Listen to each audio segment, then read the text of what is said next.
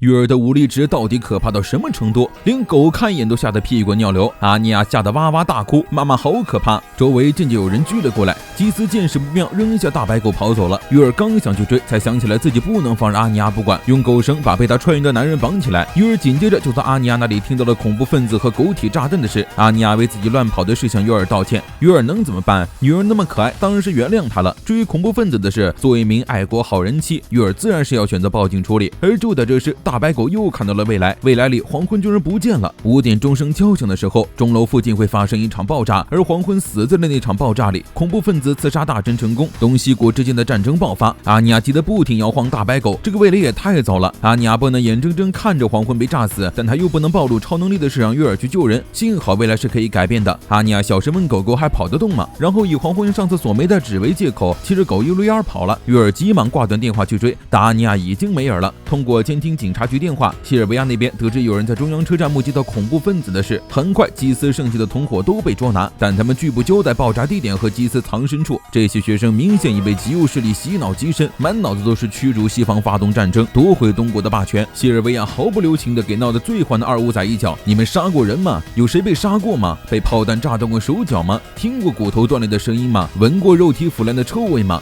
见过亲人被活埋、猎人的尸体糊在墙上的场景吗？有过饿得受不了却啃树皮煮人肉的时候吗？身边有因为否定敌人的人性而不断杀人，退役之后因后悔和耻辱选择自杀的人吗？西尔维亚将枪对准了一个人的脑袋，对方立刻被吓得屁滚尿流。看来他们在大学里根本没有学过战争。即使同伴被捕，基斯仍旧没有放弃自己的刺杀计划。他给最后一只狗身上装了炸弹，并且打算将碍事的家伙全部炸飞。皇冠小队奉命去搜索钟楼附近，而阿尼亚也骑狗赶到了现场。他记得爆炸的时候钟在当当响，但阿尼亚根本不会看时钟，只好去问一旁的老爷爷。得知时钟会在30分钟后的整点响起。阿尼亚虽然不知道30分钟有多久，但时间不多就对了。刚出了钟楼广场，狗狗像是发现了什么，急忙叼着阿尼亚跑到角落藏好。原来是基斯出现了，他的狼狗闻到了阿尼亚的味道，跑下车紧盯着阿尼亚的方向。还好基斯是个傻的，把警戒的狼狗强行拽走了。阿尼亚通过读心术发现他已经在钟楼附近的基地里布置好了炸弹，只要有人开门就会引发爆炸，即使这的爆炸会伤及无辜，他也完全不在乎。基斯走后，阿尼亚和狗狗跑进大楼，找到了他们的基地。阿尼亚从门口的小窗户爬进去查看，果然在门口发现了炸弹。阿尼亚戴上手套，信心满满的准备拆除炸弹。电视里只要剪掉红色或者蓝色的线就行了。阿尼亚观察了半天，怎么都是黑色的线，而且也没有剪线的剪刀，估计时间也不够了。拆不掉的炸弹就只能让黄昏不要进来，但他又害怕暴露了能力他会被丢掉。阿尼亚急得团团转的时候，突然发现了桌子上的番茄酱。很快黄昏小队来到了最后一处基地，发现门上用番茄酱画着一堆奇怪的符号，但大叔并没有将其放在心上，跑到门口就准备开门。阿尼亚在外面焦急地等待着，希望黄昏能注意到他的死亡讯号。5点整钟声响起，但却并没有发生爆炸。阿尼亚就知道自己成功了。狗狗看着的未来里黄昏安然无恙，果然谨慎的黄昏注意到了阿尼亚的信号，通过镜子的反射发现了炸弹的存在。他并没有贸然推门，而是将难题留给了追寻而来的当地保安局。结果基斯还是没有找到。黄昏决定先去外交大臣那里，对方的计划被破坏，可能会不顾一切的发动袭击。